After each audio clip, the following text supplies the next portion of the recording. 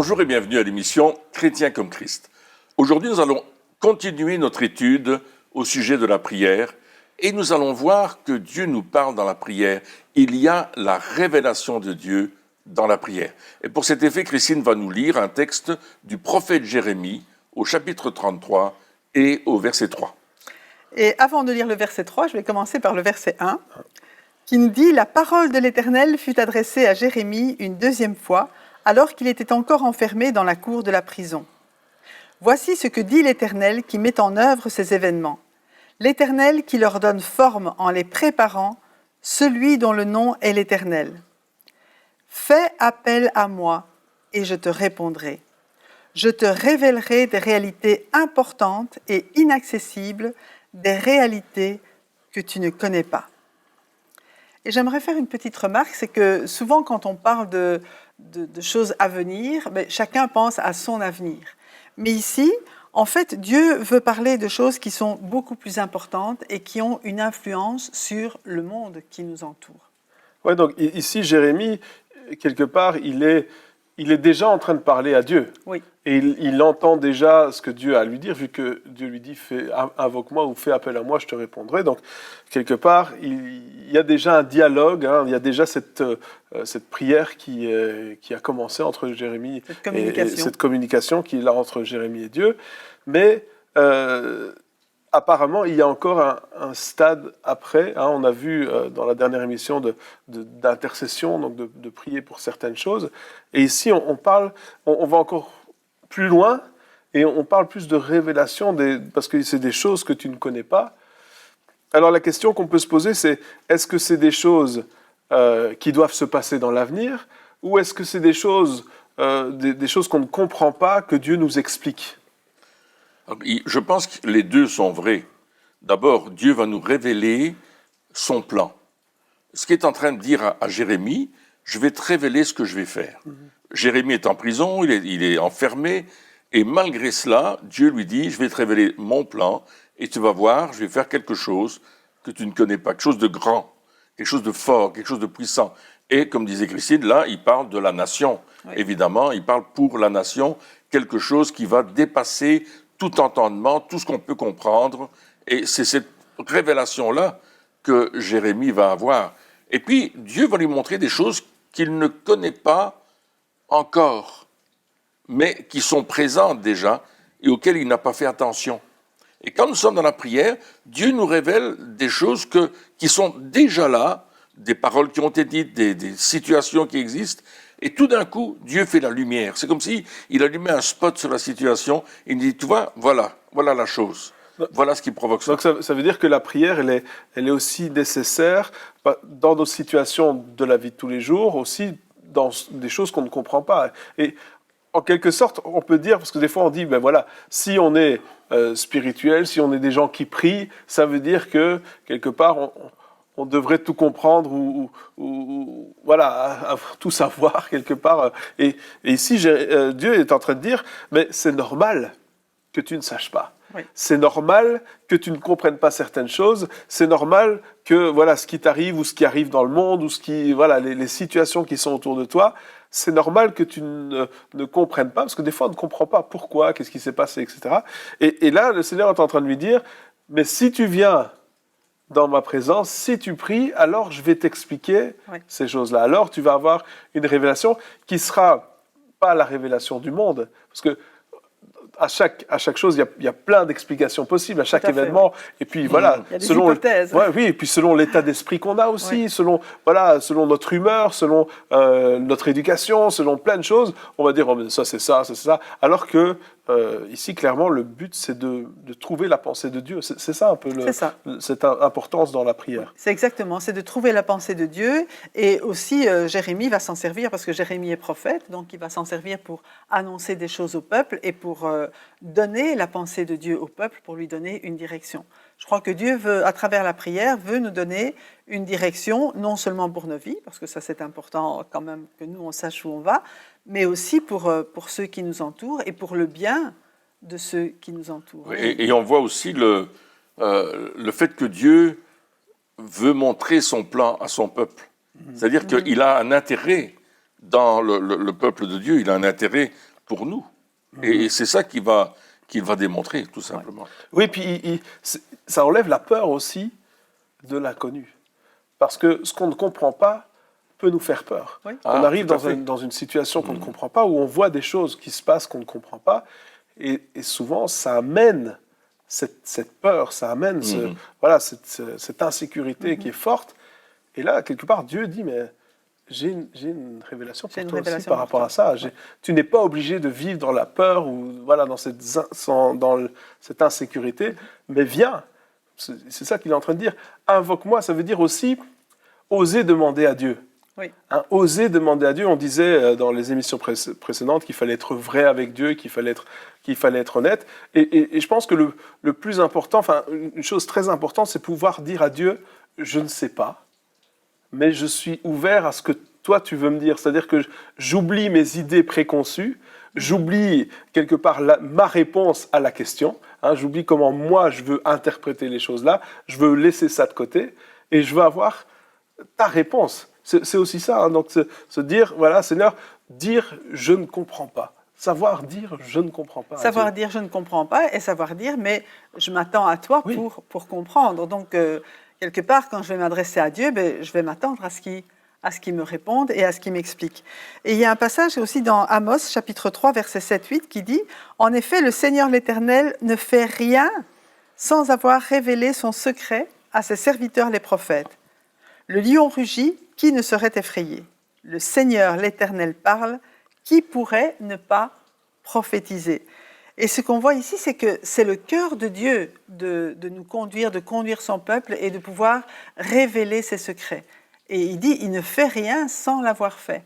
Mais d'un autre côté, quand il a dit à Jérémie, il dit, mais invoque-moi, fais appel à moi, demande-le-moi, je vais te le dire. Et puis quand il dit invoque-moi, il y a une réponse sûre, c'est-à-dire c'est pas ça. et Dieu peut-être je te répondrai. Il va répondre. Et si t'as été sage ou si tu es assez spirituel, parce que des fois il y a ce concept aussi de se dire voilà, si je ne suis pas assez spirituel, parce que dans la tête des gens des fois il y a comme des niveaux apparemment, moi, niveau 3, niveau 5, je sais pas, mais on peut avoir ces faux concepts de se dire ok, je vais demander à Dieu, mais si je ne suis pas assez bien, je ne vais pas entendre ou je n'aurai pas la réponse. Mais si on a cette assurance que Dieu va répondre, alors ce n'est pas la même chose. Parce que si par exemple, je demande quelque chose sans être sûr de l'avoir, eh bien, je vais l'attendre, mais sans l'attendre. C'est-à-dire que, peut-être ça va se passer. L'idéal, ce serait d'avoir une réponse, mais si je n'en ai pas, je vais faire autre chose, je vais aller chercher une réponse ailleurs. C'est un petit peu ça. Mais par contre, si je demande quelque chose et que je suis sûr de l'avoir, alors je ne vais pas aller chercher ailleurs. Ouais. Je ne vais pas m'attendre à quelque chose d'autre, je vais m'attendre à cette réponse-là et pas une autre. Et quelque part, la prière, ça doit être ça aussi, notre attitude lorsqu'on prie, c'est de dire « Seigneur, je t'invoque », et pas dire « Ah, ben, je ne sais pas », parce que dans notre tête, c'est ça qui se passe. Alors, on dit « Oui, je sais que Dieu me parle », mais dans notre tête, on a des fois cette interrogation ou ce manque de confiance en Dieu ou de foi, enfin, c'est un petit peu, tout ça est mêlé, ou en soi, ouais, et tout ça est mêlé. Et le fait est que si on n'a pas la réponse demandée, on se dit que peut-être que Dieu ne voulait pas nous répondre, ou qu'il ne voulait... Et on met ça un petit peu sur le dos de Dieu, on se dit voilà. Alors que il y a une certitude lorsque Dieu parle à Jérémie. Il y a une certitude. Et puis ici, donc, dans le texte qu'on vient de lire avec les prophètes, donc Dieu, ce qu'il veut, c'est nous révéler les choses. Absolument. Il veut pas dire ah ben surprise. Il veut nous révéler les choses. Ça veut dire que si Dieu veut nous parler, eh bien, je crois qu'on doit faire cet effort de l'écouter. Ouais. Et en fait, il veut, comme tu le disais tout à l'heure aussi, nous rassurer. Il ne veut pas qu'on soit dans la crainte ou dans quand est-ce que ça va se passer. Et en fait, il y a un passage où Jésus dit, mais vous n'êtes pas de ceux qui ont peur parce que ça ne va pas arriver à l'improviste pour vous. Parce que vous serez prévenus, parce que justement, vous m'appartenez, vous êtes mes enfants et il va nous prévenir. Je crois qu'il y a beaucoup de choses que Dieu veut nous prévenir, mais il demande que nous soyons à son écoute. Et Dieu le fait par amour pour nous. Ouais. Il nous parle parce qu'il nous aime. Il répond à notre prière quand on lui demande quelque chose. expliquer une situation ou voir comment l'avenir peut se dérouler dans tel et tel cas, Dieu répond, puisqu'il ne fait rien sans en avoir parlé à ses prophètes. Il ne fait rien sans qu'il y ait eu quelque chose qui va prévenir, comme tu le disais là, à travers des prophètes qui vont nous révéler la pensée de Dieu. Et Jérémie, aussi bien que c'était Amos et d'autres prophètes, vont annoncer pour leur époque des plans précis de Dieu, mais non seulement pour leur époque, mais aussi pour l'avenir lointain. Et la prophétie, quelqu'un disait que la prophétie, c'était comme quand tu vois des montagnes, tu penses que le sommet, il est proche de toi, et quand tu arrives au premier sommet, tu vois qu'il y a encore 2, 3, 4 sommets qui sont à des dizaines de kilomètres les uns des autres. Et la prophétie, la parole prophétique, la révélation que tu reçois dans la prière, elle est pour l'instant présent, mais parfois cette prophétie a aussi une action dans le futur lointain, et Dieu va révéler cette parole dans nos cœurs, dans nos vies, pour que nous puissions dire « Ah Seigneur, je te fais confiance, on va aller jusqu'au bout avec toi, on croit en toi, tu es en train de nous révéler quelque chose. » Et ça, c'est important. Alors, on parlait des prophètes de l'Ancien Testament, mais il y en a dans le Nouveau Testament aussi. Et Dieu nous a donné le Saint-Esprit pour nous parler, pour nous conduire dans toute la vérité, pour nous révéler les choses à venir. C'est ce que la Bible dit, Exactement. je pense. Oui, mais j'aimerais juste poser une question. Donc justement, par rapport à ça, par rapport à ces révélations, est-ce que lorsqu'on parle de révélation, est-ce qu'on parle seulement de, je ne sais pas moi, des fois on dit voilà les prophètes, les révélations, c'est les catastrophes qui vont se passer, les grands cataclysmes, les machins, etc. Est-ce que c'est juste ça? Ou est-ce que révélation, ça peut être aussi Dieu qui nous parle à nous par rapport à quelque chose de simple, par rapport à, je sais pas moi, ce qui se passe dans notre vie, ou quelque chose qu'on n'a pas compris dans la parole de Dieu, ou le terme révélation, qu'est-ce qu'il veut dire exactement? Oui, mais ça veut dire lever le voile. Le mot révélation, c'est lever le voile. Donc c'est effectivement des révélations de la parole de Dieu. C'est sûr que Dieu veut nous révéler sa parole d'une manière qui va toucher pas seulement notre intelligence, même si c'est waouh, c'est comme si on avait un insight, comme on dit, hein, mais en même temps, ça va venir profondément dans notre cœur comme une vérité, parfois qu'on connaissait dans la tête, mais que tout à coup, on voit l'importance que ça a dans notre vie, et on peut aussi la donner aux autres, hein, une nouvelle révélation, un nouvel éclairage de la parole de Dieu. Ça, c'est aussi quelque chose d'important, et c'est l'œuvre du Saint-Esprit dans nos vies qui éclaire sa parole, et c'est ce qu'on voit. La parole de Dieu, elle est la même, mais c'est comme si aujourd'hui, il y avait un éclairage nouveau. Et dans la prophétie de Daniel, à la fin, il dit, mais ça va être scellé jusqu'à une certaine période, jusqu'à la fin des temps. Et là, à ce moment-là, il y aura la révélation de ce que ça veut dire. Oui. Et ce qu'on voit aujourd'hui, c'est qu'il y a des choses qui sont révélées dans la parole, qui sont seulement en train de s'accomplir devant nos yeux. Il y a des principes de la parole de Dieu qu'on avait oubliés pendant des siècles, qui tout d'un coup sont en train de revenir. C'est comme si Dieu remettait en marche certaines choses, mais il le fait par révélation à des hommes et des femmes de Dieu qui sont à son écoute. Donc il le fait, donc la révélation, c'est pour notre vie, donc pour que nous-mêmes on puisse le temps présent aussi, oui. C'est aussi, il y a une révélation globale dans l'Église, si je comprends bien. Hein, donc Dieu, on voit partout où on va là, dans l'Église aujourd'hui que Dieu est en train de révéler certaines choses qui étaient jusqu'à présent cachées ou oubliées ou mal comprises ou seulement compris par certains petits groupes, mais qui maintenant... et puis, il y a aussi des révélations, justement, des choses qui vont se passer, de comment ça peut se passer. Donc, il y a vraiment différents types de révélations, ou je sais pas, c'est ça, on peut appeler des différents types de révélations, mais chacun, nous sommes appelés à en avoir. Hein, déjà, voilà, donc on n'aura pas forcément la révélation sur la fin des temps, mais on va déjà avoir la révélation pour nos vies, déjà, voilà, pour nos vies. Donc peut-être pour notre famille. Donc c'est quelque chose qu'il faut chercher finalement. C'est pas parce que souvent on peut se dire ah oui mais non mais les révélations c'est pour les prophètes, c'est pour les ministères de prophètes, c'est pour les pasteurs, c'est pour les ministères, les gens. Mais c'est pas du tout ce que Dieu veut. Ce que Dieu veut, c'est que chacun puisse aussi vivre en s'attendant a des nouvelles révélations chaque jour. Exactement, parce que chacun, on a aussi un réseau d'influence autour de nous, donc il y a pour nos vies, mais pour ceux qui nous entourent. Et là où on est, dans le domaine où on est, que ce soit dans la famille, que ce soit au travail, eh bien Dieu veut nous révéler des choses pour notre vie, mais aussi pour notre entourage. Et j'aimerais quand même parler un peu d'Abraham. Quand Dieu a choisi, bon c'est une catastrophe, d'accord, de détruire Sodome et Gomorrhe, Oui. il a dit, je ne veux pas le faire avant d'avoir prévenu Abraham. Et il a prévenu Abraham, et Abraham a réagi en intercédant en faveur de Sodome et Gomorrhe. Donc quand Dieu révèle des choses, on a parlé pas mal de l'intercession la fois passée, mais c'est pour voir, mais comment toi tu peux réagir? Je ne veux pas rien faire sans te le dire, parce que je veux avoir ton avis quelque part.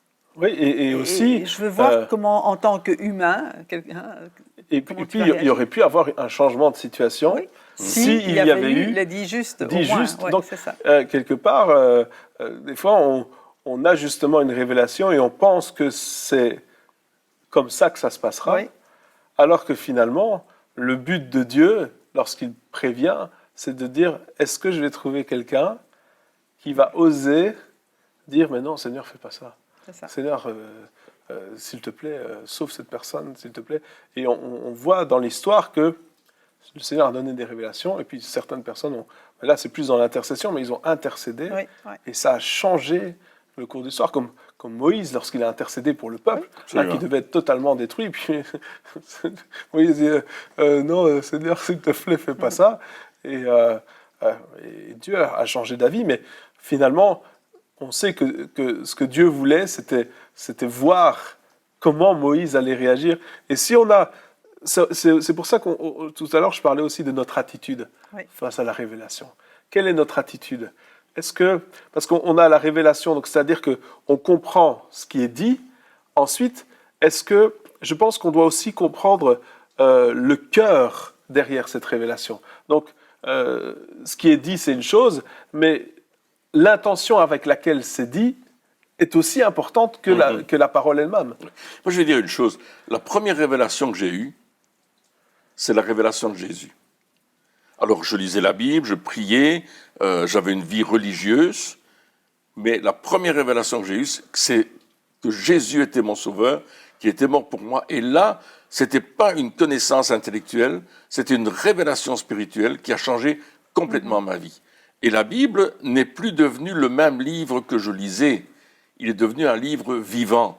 Et en le lisant, il y avait des révélations tout le temps de la parole de Dieu. Pour ma propre vie, pour me mettre en ordre avec Dieu, pour avancer dans ma vie spirituelle, pour être capable de partager aux autres ce que j'avais reçu de Dieu. Et parce que ma vie avait pris... C'est comme si on mettait le feu à quelque chose.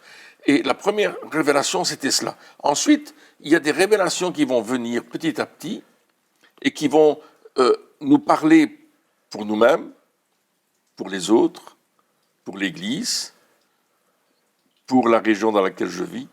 Et il va y avoir ces révélations qui vont me conduire à intercéder, à prier, à demander à Dieu d'intervenir dans telle et telle situation que Dieu me révèle et dans lequel il me parle et me dit, tu vois, j'ai besoin de toi dans la prière. Avec ce cœur de Dieu, ce cœur d'amour, ce cœur de miséricorde.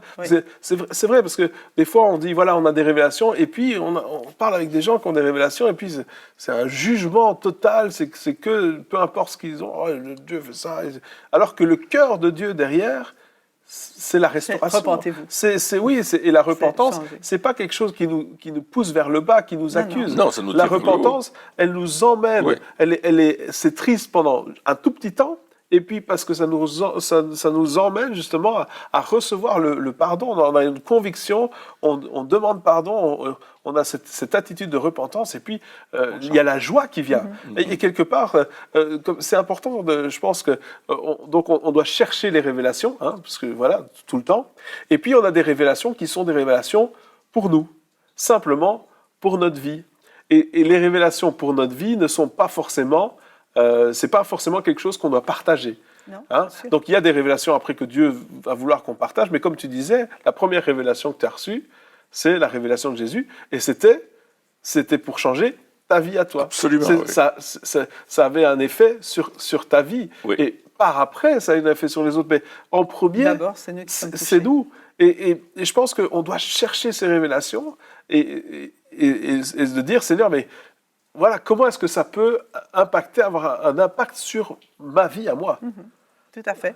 Mais ça, c'est vraiment l'œuvre du Saint-Esprit dans nos vies. Et j'aimerais lire ce passage de Jean au chapitre 16. Donc Jean 16, versets 13 et 14. « Quand le défenseur sera venu, l'Esprit de la vérité, il vous conduira dans toute la vérité, car il ne parlera pas de lui-même, mais il dira tout ce qu'il aura entendu et vous annoncera les choses à venir. Il révélera ma gloire parce qu'il prendra de ce qui est à moi et vous l'annoncera. » Et ça, c'est vraiment cette œuvre de révélation du Saint-Esprit qui vient vivre en nous. Et j'aime dire que le Saint-Esprit, il est dans nos entrailles. Il n'est pas seulement dans notre tête, hein, il est surtout dans nos entrailles et il vient nous donner cette révélation intime et intérieure, d'abord de qui est Jésus, de sa gloire, et puis aussi pour les choses à venir. Mais ça, c'est de temps en temps, je vais dire, hein, il nous montre des choses, mais voilà, il vient nous révéler, c'est l'Esprit de vérité qui vient nous révéler Jésus. Donc le Saint-Esprit, lui, il est avec nous. Oui. Hein? Donc voilà, nous tout le temps. il est là, il est en nous. Oui, Hein? absolument. Donc c'est quel genre de révélation qu'il va nous donner? Est-ce que c'est une sensation? Est-ce que c'est vrai, la révélation, ça peut être tout d'un coup je comprends quelque chose, Ouais. mais ça peut aussi être différent. Ça peut aussi être une révélation dans le sens où je sens qu'on est dans la bonne direction, j'ai une révélation. Et là, c'est plus quelque chose qui... Une conviction. Une conviction, voilà, je oui, sais c'est pas ça, trop. tout à fait. Quelles sont les différentes manières que le Saint-Esprit peut nous parler finalement? Mais il y a deux choses qui rentrent en ligne de compte. Il y a d'abord le Saint-Esprit qui nous parle, et puis il y a notre foi qui va dire « je crois », et parce que je crois, je le fais.